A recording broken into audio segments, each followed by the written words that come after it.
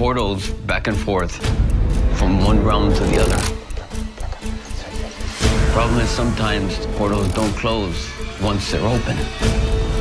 If I don't leave here within the next 90 minutes, we are all going to be dead.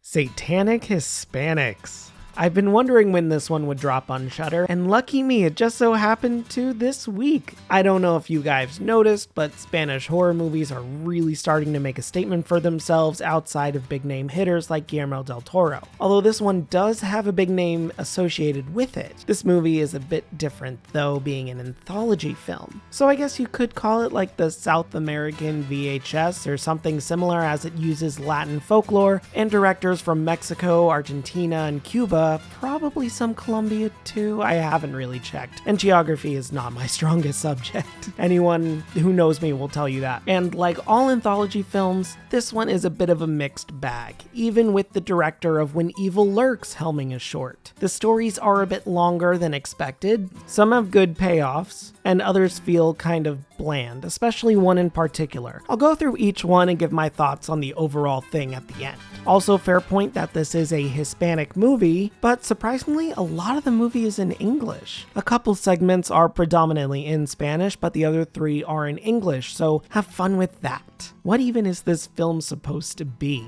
The overarching story is titled The Traveler, or El Viajero, directed by Mike Mendez, who also did 2015's Tales of Halloween and has been absent from directing for about 6 years now. Welcome back, man. He does a pretty decent job telling the story about a man taken into police custody as the sole survivor of a strange cult after the police raid it. He warns the cops that he has to be set free or they will all die, as a death figure known as San Muerte is chasing him, and once he finds him, will kill everyone around, I guess. And in trying to convince the cops, he recounts 4 different stories to them that really don't tie in anything or have any connection whatsoever to anything else in this movie. It's a fine framing device, I suppose, even though, again, they don't really make much sense to tell the police. They don't add anything. They don't do anything but kind of waste time, I guess, in the context of telling the cops, but whatever. The climax for this story, though, is fantastic, with amazing gore and slow-mo action sequences, and some really cool practical costumes. Props to Efren Ramirez as the Traveler himself, who you may recognize as Pedro from Napoleon Dynamite. Vote for him indeed.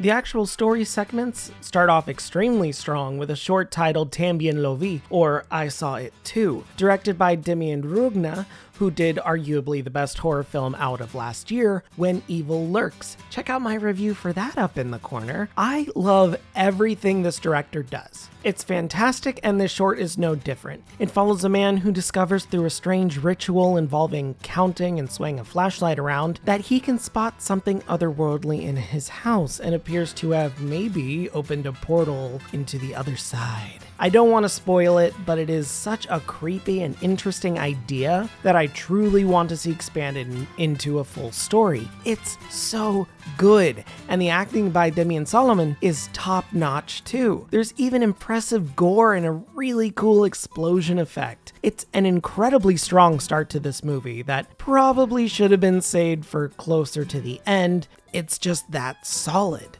Next, though, we have the first and only real dud in the movie being El Vampiro, the vampire, which trades in the spooky atmosphere to focus on humor and slapstick, following an old vampire who stayed out too late and forgot about daylight savings time and has to rush home before the sun rises. It has decent gore here and there and well enough acting, I guess, and effects, but it is just a lot weaker than anything else in this movie, which is a real shame. Director Eduardo Sanchez knows how to shoot. He co-directed the Blair Witch Project and does a ton of TV shows nowadays, so he's no stranger to filming, but he definitely needed a better writer to settle this particular segment out. This story just has no bite to it, and it's just kind of dull. It's not that funny, and the only real saving grace for it are the practical effects when you use them. All of that changes though with the next story, Nahuales, directed by Gigi Salguero, who did the God of Death segment in VHS 85. Check out my review for that over here too. Her segment takes a turn into exploitation and folk horror using Mexican folk tales about Nahuales, or people who can shapeshift into animals. It follows a CIA informant who is captured by a group of Nahuales and tortured as he tries to steal their power. It's fine and interesting and has some amazing practical makeup for some scenes, but it just doesn't really stick the landing, unfortunately. It kind of just fizzles out, leaving me wanting a lot more to explore. It works best as a proof of concept for what could be a much more intriguing Mexican folk horror film centered around the Nahuales, like a Mexican werewolf flick. That'd be fun. That'd be really neat, and what we get is a great taste of it, but just not nearly enough. There needs to be so much more of this, as the pacing is a lot slower than anything else in the movie, which is a real shame. Just lean into it. It needed to be a full story here. Moving on to the last segment, and arguably just as good as the first, we have The Hammer of Zanzibar, which veers hard into the comedy once again, but at least leans back on a full story, good acting, and less slapstick, although it does feature a demon getting whacked around with a giant penis, so... This one was directed by Alejandro Brugues, sorry if I mispronounced that, who is most known for 2011's Juan of the Dead, but has a couple of TV shows under his belt too. The fight scenes in this short are pretty damn well executed, and the whole story hilariously plays out almost entirely like an Evil Dead skit with dead-eyed makeup, quips, gore, extreme violence, and even a very few funny lines and a bit where the possessed person flies at the camera with their arms outstretched. You know, it's incredibly Evil Dead, but instead of Ash Williams, we get Jonah Ray, for some reason, as the title guy. Last seen on Quick Reviews and Destroy All Neighbors, and fighting him we have Morgana Ignis, who was Teeth in my last review too. Damn, these actors really get around. It's a goofy enough story that leans into a joke in the Traveler segment, and it's a fun way to enter the climax of the movie before wrapping up. Overall, Satanic Hispanics features a lot of good mixed with a lot of mid-writing and less than stellar ideas. The only true flop is El Vampiro, but Nahuales needed to be expanded a bit more, so those two are the lesser of the bunch.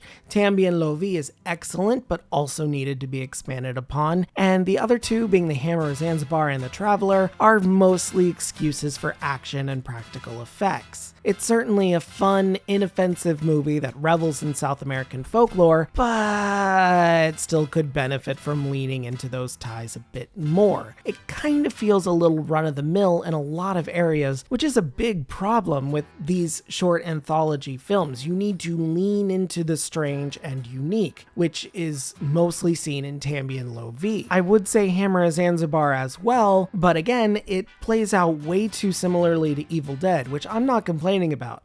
I love Evil Dead. Bring back Ash versus the Evil Dead, please. But it just needed to be something more here. Kind of like what Nahuales should be. It needed to be expanded upon. It needs to take this idea and roll with it further. It's an anthology film, so you can't be too long, but you need to at least explore the idea thoroughly and leave the audience wanting more, which I definitely get from Tambien Lo Vi and Nahuales. I don't really get with The Traveler, El Vampiro, or The Hammer of Zanzibar. All of those stories are very self-contained, which is fine. Nothing wrong with that, but I still want to see those other two expanded out fully. I think the movie is definitely worth a watch, and maybe you'll like the vampire comedy a bit more than I did, because I'm just not a fan of vampires. Even when it does lean into SNL skit-like humor at times, maybe you'd find more enjoyment out of that, but I don't know. I think that the movie is definitely a good watch on your own or with a group, maybe Latinos who can relate more with these kind of folklore. Who needs a horror movie with their white people taco night? I mean, that could be fun. Overall, though, it's fine. It'll give you a taste for wanting more from these directors. So by all means, I think it's a good way to get a taste of what the directors have done and be able to go out and look at what else they have in store. Specifically, Demian Rugna, he's really up and coming. I'm so excited to be more, but Gigi Salguero as well. I feel like the other three have already made names for themselves, so I think that's fine. By all means, check it out and then watch the other films that all of these directors have done. Ultimately, Satanic Hispanics gets an 8 out of 10 from me.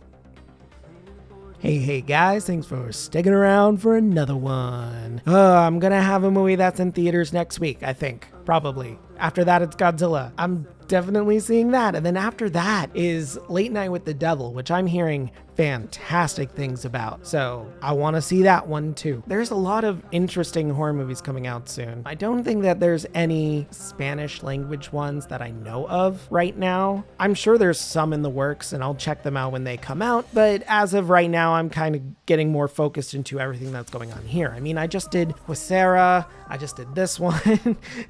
Oh my God. I know Demian Rugna is going to come up with something else. I know Terrified 2 is in the works. Last I checked, I hope so, but we'll see. Otherwise, I'm gearing up. This looks like we're finally starting to get some good horror movies in. I'm not going to see Imaginary. I know that flopped. I know it's bad. I'm not going to pay money for that. Maybe when it comes on streaming, I'll check it out, but not right now. Everything else, I'm excited. We have a giant spider movie coming soon named Sting, which, okay, spiders don't sting. They bite, but okay, whatever.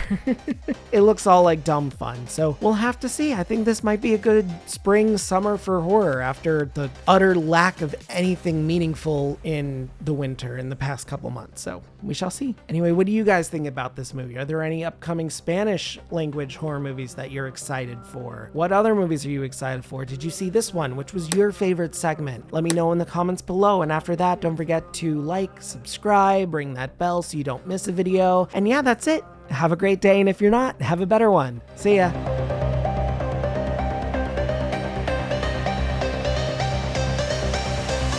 I'm just a ghost in your stereo, the fading memory of a shipwreck in the undertow. You're just a lost song, and I'm just a ghost in your stereo.